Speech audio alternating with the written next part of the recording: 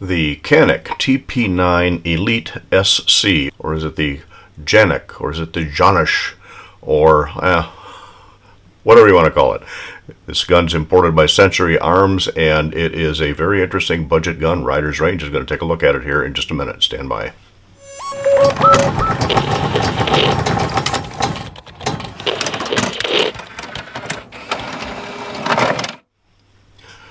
All right, does it really matter how you pronounce it? Well, if you went into a gun store and said you want to see the Janish, they might or might not understand what you're getting at, and maybe that's the way to pronounce it if you're in Turkey. But hey, we're in the United States of America right now, although this channel is viewed at many countries around the world, but most are English speaking. And if you go into a gun store and say, I want to see the Canik, they'll know what you're talking about. In fact, I understand that even at the Canik booth at the NRA convention last year, it was actually called the Canik, and again, that's what people call it. So other pronunciations aside, this is an interesting little gun. Pick this up used, and you may be able to tell if you follow Canik at all that the sight on this is not one of the optional sights that comes from the factory. Now Canik in their TP9 line makes about a dozen different models ranging anywhere from $360 to $950. The sights that they offer, though, are the Shield SMS2, which they do offer on the subcompact model here. You can also get a Vortex on some of the larger ones. They don't come with the Sig ROMEOZero as you see on this. However, I did buy it used, and it came with the Sig ROMEOZero sight on it. You'll also notice that this is a Blackout model. Normally, the TP9 Elite SC comes in a tungsten gray model. That's a tungsten Cerakote over the nitride finish. All of the metal parts in this are either a nitride finished or a high wear nickel coated, but it is a polymer framed gun. And this is compared quite favorably with a couple of different Glocks, depending on how you configure it. Now this comes with 2 magazines, and we'll get into what it comes with here in just a minute, but I want to get the comparisons out of the way. So it comes with a 12-round magazine with an extension. You can also get a base plate comes in the kit that makes it flush, a little more concealable theoretically. It also comes with a 15-round magazine, and therefore it can compare with the Glock 26, particularly if you have a +1 grip extension, or it can compare with a Glock 19 with a standard magazine. Lots of other things to put, of course, in a Glock. But let's take a quick look at how they stack up. First of all, I want to clarify for the YouTube safety people that this is empty. There's nothing in the chamber, no magazine in it, as is the Glock, no magazine, nothing in the chamber in the 26, no magazine, and nothing in the chamber on the 19. So these are all empty, safety inspected guns. And I know people have commented, why do I have to say that? Ask YouTube why I have to say that. But anyway, compare this with the 12-round magazine in the Canik TP9 Elite SC, and a 10-round magazine with a Pierce +1 extension in a Glock 26, and lo and behold, you have pretty much identical height at least at the front of the magazine, but it's a shorter barrel on the Glock 26 than it is on the Canik, and it's also a narrower gun. And it also is a little bit of a weight difference when you load up the Glock with 12 rounds, 11 in the magazine, 1 in the chamber. You're 27.1 ounces, whereas the Canik with 12 in the magazine and 1 in the chamber, 1 extra round, is 30.2 ounces. And that's with about the extra ounce for the Sig ROMEOZero sight on it. So you're still within 2 ounces roughly more to get 1 round more capacity out of this. Now, of course, with the Glock 26, you have an option of using a Glock 19 magazine, and it just has the sleeve on it to make sure it doesn't slam in beyond that. So now you get a 15+1 capacity. And of course, in the Canik, you can put in the factory 15-round magazine and still get 15+1. So size-wise, again, the Glock is going to be, with the grip extension, is going to be just a hair shorter for now the same capacity as the Canik. And then of course you look at it with the Glock 19 and put in a standard 15 round magazine. And your heights are going to be roughly the same. Let's do the same order we did the 19 there. So Canik on the left and Glock. This is a Gen 5 with a Vortex Venom sight, of course, on the right, on your right side on the screen. And height-wise, they're almost identical with same capacity. The barrel and therefore the sight radius on the Glock is just a hair longer, not much, than the Canik. But again, the Canik is a wider profile firearm than is the Glock. And the Glock with 16 rounds in it, these are 124 grain rounds, by the way, 31.4 ounces. 16 rounds in the Canik is 31.9. So half an ounce difference between the two. Now both of these have sights, of course, on it. And the polymer Sig ROMEOZero sight is a little bit lighter, just a hair, than the metal Vortex Venom sight. So relatively comparable to the 26 or the 19, depending on how you configure your Canik. Of course, one of the big comparisons is going to be in price, and the TP9 Elite SC has an MSRP around $360, although in these times right now things are a little tight. The dealer price on these things is going to be north of $400 right now. And that's without the sight. Of course, you can pick up a Sig ROMEOZero sight for somewhere in the neighborhood of $200, so now you're up to about a $600 gun, whereas the dealer price with the Shield SMS2 sight is right around $620. So you're still going to be in the ballpark one way or the other. And again, it's this came used with that particular optic on it, and that's how it's going to stay for now. This has the footprint, of course, for the Sig ROMEOZero, the Shield SMS2 or RMS. I'm not sure if it'll fit the Holosun footprint. It should be close, except for maybe the mounting lugs on it. But it'll also fit the Swamp Fox Sentinel. One thing to look at too on sights, when we bring the Glock 19 back out here again, the sight in this case on the Canik is mounted directly to the slide itself, and on the Glock you have to get a mounting plate adapter, which does raise the optic quite a bit. You see that on the Glock I had to go to fairly high sights in order to get the dot to co-witness. Right now the dot's turned off.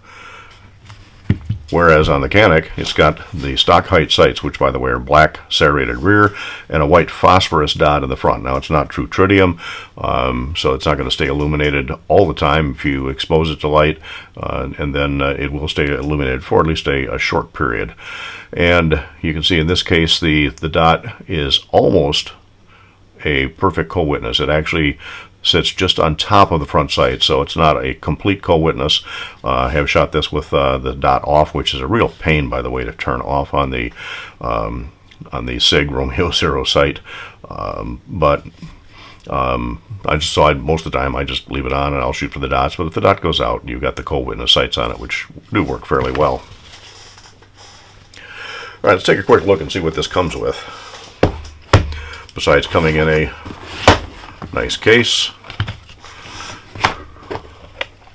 and it does come with a sleeve on the inside here that pops off of the lid. I will do it maybe this way for the camera. Pops off the lid, and inside of that, of course, you got a cleaning brush inside of the case, nicely molded in there. This comes with a sleeve that has the owner's manual and also a disassembly warning on it. And I want to show you very briefly the difference in how this works versus how a Glock works, and that's why this comes with a warning. You can't put this back together like you can with a Glock. And I'll do that in just a minute. Let's look at the rest of what's in here, though. So let's see, it comes with, it does have a plastic mounting plate in there if you need it for anything. It does come with a different back strap. Now there's only about a 2mm difference between the two different back straps. I've got the larger one on it now, which seems to fit my medium hands better. And for the 12-round magazine, you can also put a flush base plate on it. Comes with a holster that has clips that you can Take off the back side where it's set up right now for outside the waistband. You can put those clips on the front and use it for inside the waistband. Nothing fancy, but it does come with a holster, so you don't have to go searching for one anyway. Of course, it comes with a trigger lock. Gotta have the trigger lock. And it comes with a toolkit. And the toolkit has in it some extra mounting screws for your optic, and washers in there, and a couple of different Torx wrenches, a couple of pins, and again, for the price for a budget gun, it's nice to have those accessories in it, and in a decent hard side case. Alright, so back to the disassembly for a minute. On this gun again, we are empty. Pop the magazine back out. You pull it back a little bit like you do a Glock. Let's pull the trigger first. Pull it back like you do a Glock, just a little. Pull down on your locking tabs. Push forward about, in this case, less than a half an inch, and it comes off. To put it back together on a Glock, you would slide this on from the front. Don't even try it with this. You'll have fun getting it back apart. So you just set it back on here where it sits down against the frame rails, and before I put it back on, notice that it does have a dual spring captured recoil guide. Everything else is pretty much the same inside as you see on most polymer guns, just slight variations. So anyway, you put it back on about there and run it to the rear, and you're all put together. Large, these are metal, or I think they're aluminum, slide stop levers on both sides. So this is ambidextrous. You can pop it down from the right or the left. The magazine release is also metal. I believe it's aluminum. And I believe you can switch this from left side to right side, making this ambidextrous. And since there are no other controls on this gun, it is a fully ambi gun. This gun has a safety tab on the trigger. Now again, that's a drop safety, or it also prevents the trigger from being pulled from the side. I'm not too concerned about that. If you get something in the trigger guard, this gun's going to go off no matter what you do. But the trigger is a little nicer. In fact, it's a lot nicer than a stock Glock trigger. Got a fair amount of take up, but nothing out of the ordinary. And oh, by the way, this trigger tab does recess fully within the trigger. I don't know if you can see it up here in the camera or not. I don't even feel this trigger tab when I've got my finger on it, whereas I do still feel the tab on a Glock trigger. So again, pivoting trigger, fair amount of take up. Just I felt one notch of a creep there as it's defeating the internal safety devices, and a little bit of movement, and it breaks right there at a fairly consistent 3 pounds 4 ounces. Fairly light trigger, and actually kind of nice. There is just a little bit of over travel, not a whole lot. Relatively short reset, very audible and tactile reset, and again, consistent 3 pounds 4 ounces. One thing about this gun, however, you will see on the back that there is a hole in the back of the slide, and as you reset the striker does protrude from the back. Now you can barely feel it in there if you really want to feel it to see if your gun is cocked or not, although once you got a round in it, it's going to be cocked. The thing on this that's a little different than a Glock, you'll see when I press the trigger, well, if you watch that, let's get it closer to the camera here. If you watch the striker, it is not, as I press the trigger, extending anymore. It just goes in. When I reset it, resets all the way, and that means that this gun is 100% cocked, which is one of the reasons it has such a nice light trigger on it, because unlike a Glock, which is about 85% cocked, and a little bit of movement of the trigger actually does the final 15% or so of cocking of the striker in a Glock, it doesn't do it on this. This is 100% cocked at all times. Again, no external safety, but again, the safety is your trigger finger. Keep it outside the trigger guard until you intend to shoot it. Keep it in a proper holster, and it's not a big deal. This is somewhat of a concern, or could be somewhat of a concern, in carrying a cocked pistol at all times, but again, you don't see it, so you don't think about it unless you look at that striker. When I looked at the Kimber Evo, I did the kind of a toothpick test on it because it had a somewhat visible striker, and I showed the difference between cocked and fired in that one, and that's about a 95% or so cocked in the Kimber Evo. But again, no safety. And again, I haven't heard any safety issues with these things. So that's one of the reasons the trigger is nice on this, because it doesn't have to continue to move that striker at all to the rear. Let's take a quick look around the gun. It does have somewhat of a carry melt, not a severe carry melt, but the corners are rounded, not sharp. It does have front cocking serrations. They'll work for a press check. I did see one review that said they wish they extended up a little higher. I don't have any problem with that. The barrel is, or excuse me, the slide is tapered, and so it doesn't have the full fat profile like a Glock would on top. A little more streamlining. Good aggressive cocking serrations in the rear, long external extractor. And it does have a loaded chamber indicator right here on top. If you got a round in the chamber, this will protrude just a little bit, so you can feel whether or not the gun is loaded, although you should always know the condition of your gun. Polymer frame. I've heard a couple of complaints about the fact that it had a higher bore axis than a Glock. Yeah, I don't find that to be an issue. I saw one review that said the gun seems to be snappier than in recoil. And again, I shot this a fair amount since I bought it. I haven't found that to be an issue. Polymer frame, I wouldn't really call this. It certainly isn't checkering on the back. There is some texture, and maybe some people would want it a little more aggressive. That same kind of texture carries through on the front strap. Nice undercut on the trigger guard. Texture on the side of the grips is nothing to write home about. Does have a little bit of an indentation for thumb, trigger finger on the side of the frame, so it is well contoured. And a little bit of texture up here in front where the side of my thumb would go when I'm shooting.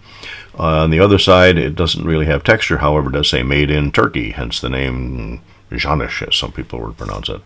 So if you're shooting this left-handed, you do have just a little bit of an area to purchase with your thumb, or you can also have a good index point for your trigger finger when it's outside of the trigger guard, right on that inletted spot. Match grade barrel, and it does shoot well. We'll roll some footage on here shooting it at 12, 25, and even 50 yards. I'm impressed how well this little gun shoots, all the way out to 50 yards using factory ammo, using reloads. I put a bunch of different ammo through this thing, and it'll ring steel all day long at 50 yards. No complaints at all, and no issues with the reliability or accuracy with this budget gun. Again, $400 currently, normally $360 or so without the optic on it.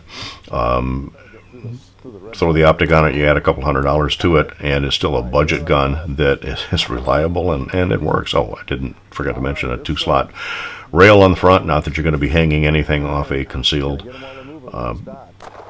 pistol, but somebody may. So it's there if you want it, although the light would probably stick out quite a bit in front. What else about it? Other than the fact it is a decent shooting, decent handling gun. It is a little fatter than a Glock, but it still feels good in my hand. I did read a couple of complaints about the contour on the back of the grip getting aggravating on the hand when you shoot it a lot. And then, again, I did about a 100 round range exercise with this thing right after I got it, and didn't notice any issues on it. Grip's fine with the 12 round magazine with the slight extension on it, and certainly grips very well. And I just have medium-sized hands, but it also grips very well with the 15 round magazine in there. So carrying it with 12 plus 1, adding 15, having 28 rounds when you walk out the door is pretty nice. And Century Arms, again, is importing to me, a very, very nice, functional budget gun. The other thing that you can add on this, of course, is the 20 round magazine out of the TP9 SFX, which we'll do a review on it sometime in the near future. And that's where there's an obvious difference between the Canik and the Glock, is probably an aftermarket support. I haven't found a whole lot of In fact, I haven't found any aftermarket support magazines, any extra parts, although there may be some out there I just haven't discovered yet. In fact, I tried to get a couple more magazines for these. Magazines will run from around $33 to about $37, but I haven't found anybody that has them in stock. I'd like to get a couple more for this gun at some point, but just not available right now. But the price is a little more than a Glock, certainly less than Sig magazines. So that's just a quick look around of the Canik TP9 Elite SC with the Sig ROMEOZero sight on there, and I think I got another Swamp Fox Sentinel coming. I may have to take that off and put the Swamp Fox on there. But decent gun, highly reliable, great trigger, certainly an affordable price. So it's a quick look at the Canik, or Janish, however you wish to pronounce it. Go into a gun store, call it a Canik. TP9 Elite SC here on Riders Range, and we appreciate it as our channel continues to grow. We certainly thank our supporters, and share this video. We appreciate thumbs up always, and comments on this video down below are highly appreciated. The more comments we get, the more it helps us move up in the YouTube algorithms. Comments to anything else, put them to info@ridersrange.com. I think that you'll see more of Canik in the future. I want to thank you for visiting Riders Range. In fact, it's completely obliterating that 16-inch white with a black center. Let's try it. All right, how about the 12-inch below it? 12-inch high right. 10-inch way over to the left. Can't even see the target through the red dot here. I got it. All right, dare I try a plate? All right, this little gun works. All right, can I get them while they're moving with this dot? Or am I just going to spray lead? Got that one. That's hard to get because now the rest of them are going to spin.